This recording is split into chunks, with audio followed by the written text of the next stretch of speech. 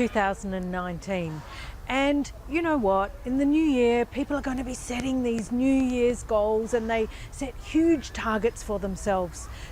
2020 is a new decade, and so it brings, people wanting to go huge goals.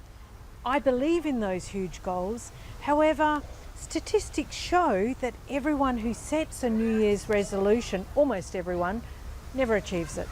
They might, say, I'm going to get fit, I'm going to join the gym, they get the gym membership, they attend for the first 2 or 3 weeks, and then life gets in the way and they stop.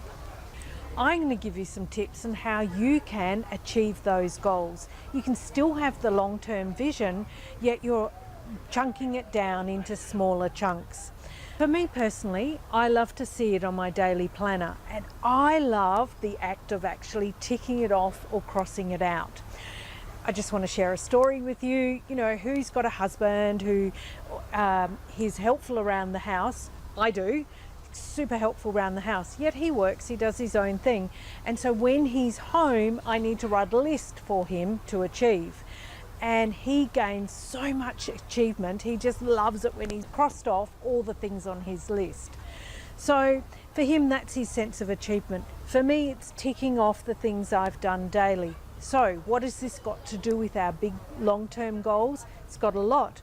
Let's think about our long-term goals, what we want to achieve for 2020. Let's then chunk them down into small achievable tasks, and of those small achievable tasks, what do we need to do each day to get to those achievements? So it is about writing the long-term goals, being very clear about having those goals, and it's also about breaking them into small achievable chunks that you can achieve.